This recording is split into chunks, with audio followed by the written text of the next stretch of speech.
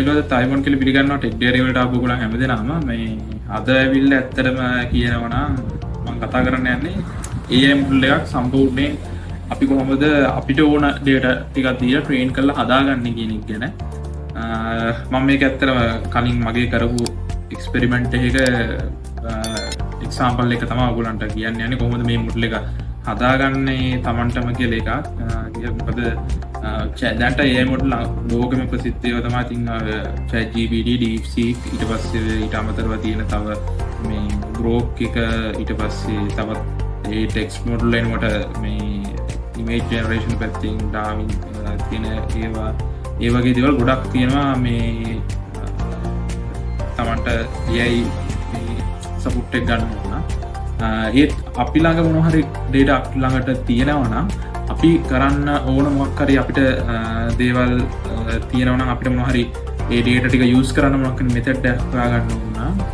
අපිට කරන්න තියෙන දෙයක් තමයි අපි මොන හරි AI මොඩල් එකක් විදිහට ඒක ට්‍රේන් කරන එක. ඒ කියන්නේ අපිට මොන හරි output එකක් ගන්න පුළුවන් විදිහට ඒ ටික හදා ගන්න එක.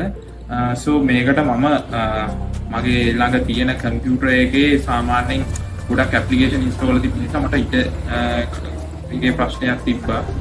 so මම මේකට යූස් කරේ වෙනම cloud base එකක් මේ සම්පූර්ණ AI මොඩල් එක ට්‍රේන් කරන්න. ඔයාලා සමහර ඔය IT ඉන්ඩස්ට්‍රි ගැන අහලා ඇති ටිකක් ඉන්නවා නම් Colab කියලා Google එකේ තියෙනවා සර්විස් එක. තනිකර කෝඩින් කරනව තමයි ප්ලැට්ෆෝම් එක තියෙන්නේ. Tamanට ඕන මොනවා හරි software හරි වෙන මොනවා හරි develop කරගන්න. so මම මේක තමයි යූස් කරේ මේ ප්‍රොජෙක්ට් එක කරගෙන යන්න. මම ඇත්තටම හැදුවේ ඔයගලන්ට මෙතනින් පෙනේ ඒක engine sound fault detector system එකක්.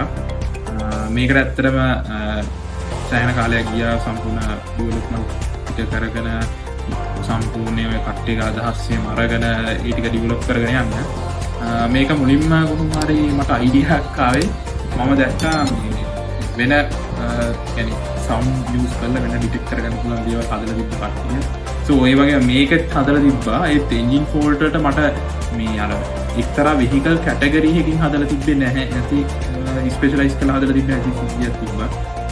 මේක මේ වගේ data ටිකක් හොයාගන්න සෑහෙන අමාරු වුණා මේ හොයාගන්නකොට. anyway මම කොහොම හරි දේවල් ටික ඔක්කොම කම්ප්ලීට් කරගෙන පස්සේ දැන් මට ඔක්කොම මදින මාස දෙකක් විතර ගියා. සති දෙකක් විතර ගියා මේක ඔය data set එක ට්‍රේන් කරලා මොඩල් يعني output එකක් ගන්න තරමට ඩෙවලොප් කරන සති දෙකක් විතර ගියා. මාස දෙකක් විතර සම්පූර්ණ මේ ගැන හොයලා බලලා සම්පූර්ණයෙන් මේ කරගෙන තමයි මේ ඒ ටික කරගත්තේ. එතකොට මේක මුලින්ම ඩෙවලොප් කරන්න පටන් ගත්තේ අර මම කලින් කිව්වා වගේ Colab කියන cloud based system එක හරහා. මේක ඩිවලොප් කරන්න කලින් අපි මොන හරි data set එකක් හොයාගන්න බෑ. මුලින්ම අපි AI මොඩල් එකක් හදන්න ඉන්නවනම් අපි ළඟ මොන හරි logic එකක් තියෙනවා. සාමාන්‍ය ඔයගොල්ලන් මොන හරි සමීකරණ දන්න ඔයාලා මේ දේවල් වලට අනිවාර්යයෙන් ඇත්තටම maths වගේ logical thinking පොඩ්ඩක් ඕන. පොඩ්ඩක් නෙවෙයි සෑහෙන ප්‍රමාණයක් ඕන ඊට වඩා සංකීර්ණ දේවල් කරන්න. ඒත් අනිවාර්යයෙන්ම මේ දේවල් තමන් අවම වශයෙන් දැනගෙන ඉන්න ඕන මේක යම් තරමකට හරි ගොඩ දාගන්න. ඒක හින්දා ඔයාලා මේ පැත්ත ගැන පොඩ්ඩක් දන්නේ නැත්නම් ඉස්සෙල්ලා ඒ පැත්ත හොඳට හදාගනින් ස්ටඩි කරලා මේ කෝඩින් සහ IT knowledge එක තිබ්බ පමණින් මේ දේවල් කරන්න බෑ. ඒක හින්දා මේ අර logical thinking පැත්තත් හදාගන්න වෙනවා. එතකොට මම ගත්ත එකේ data set එක ඒක වෙනම එක එක්තරා ප්‍රොෆෙසර් කෙනෙක් එයා මොකක් රිසර්ච් එකකට අරගත්ත data set එකක් තමයි මම ගත්තේ කොහමද මම එයාට කියලා ඒ රික්වෙස්ට් කළා. ඊට පස්සේ මම එයාගේ data ටික එහෙම ඩවුන්ලෝඩ් කරගත්තා. ඊට පස්සේ මම මගේ ප්‍රොජෙක්ට් එකට ඒක මේ data set එක විදිහට අරගෙන primary data set එක train කරලා තමයි මම එතකොට මේ AI model එක develop කරගත්තේ. මේක Hugging Face කියන platform එක develop කරගත්තේ. මම data set එක හොයාගත්තේ kaggle.com කියන site එකක් තියෙනවා. මේක හැබැයි මේ ලේසි නෑ data set එකක් හොයාගන්න එක අර සාමාන්‍යයෙන් train කරන්න සුදුසු මට්ටමේ. මොකද සමහර අය graphically මේ ඒගොල්ලන් deep data set තියෙන. එතකොට අපිට එහෙම manually Google හරි Excel sheet වලට හරි දාලා ඕවා වෙන වෙනම ඒ අදාළ category වලට data ටික වෙන වෙනම බෙදලා එහෙම කරන්න වෙනවා. මොකද large language LLM කියලා මම හිතන්නේ කට්ටිය අහලා තියෙනවා. සමහර දන්නේ ටිකක් දන්නේ නැති. ඒ type එකේ large language model එකක් හදනවා පොඩ්ඩක් අර text based පැත්තට සෑහෙන්න ඒ දේවල් දැනගෙන ඉන්න ඕන. එහෙම සිද්ධියක් තමයි දැන් මම කරේ audios මේ පැත්තෙන් නිසා audio system එක කොහොමද හැදුවේ කියලා තමයි මම මේ explain කරන්නේ. ඉතින් මේ අර කෑගල්.com සයිට් එකේ මම ඩේටා සෙට් එක ගැන ඩවුන්ලෝඩ් කරගෙන ඊට පස්සේ ඒ ඩේටා සෙට් එක මම Google Colab එකේ වෙනම AI මොඩලයක් විදියට ට්‍රේන් කරගත්තා මේ ඩේටා සෙට් එක. ඊට පස්සේ මේ ඩේටා සෙට් එක කොහරි පොස්ට් කරලා අපිට තව මොහරි සපෝට් සිස්ටම් එකකින් අපි මේක රන් කරලා බලා ගන්න ඕන.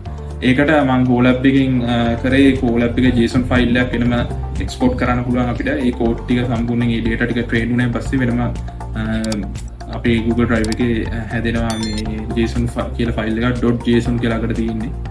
ඒ ෆයිල් ෆෝමැට් එක නම් විදිය. ඉතින් මම මේ ෆයිල් එක Hugging Face එකට අප්ලෝඩ් කළා. එතනින් තමා ඒක ස්ටෙප් බයි ස්ටෙප් ඒ ටික හදාගත්තේ. මේකට AI සපෝට් එක අනිවාර්යයෙන්ම තියෙන්න ඕන.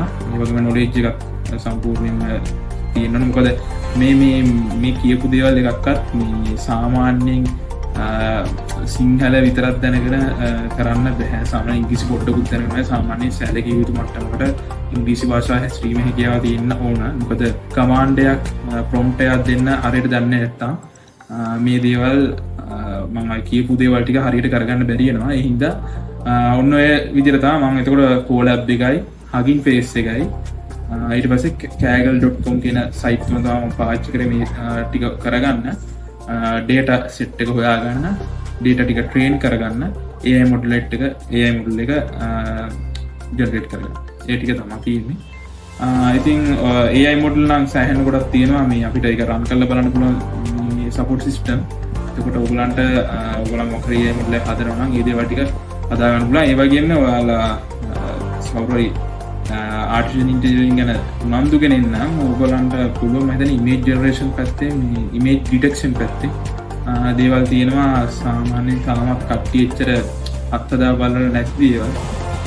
මොකද මමත් ඇත්තට මේ දවස්වල ඩිෆෙක්ට් වෙල්ඩින් ඩිෆෙක්ට් අඳුර ගන්න සිස්ටම් එකක් ඩෙවලොප් කරගෙන යනවා. ඉතින් මේ මොඩල් එක ඉතින් ඔය වගේ ගොඩක් මොඩල් කට්ටිය හදලා තියෙනවා. Hugging Face එකේ දැනටමත් ඒ වගේ මොඩල් ගොඩක් තියෙනවා.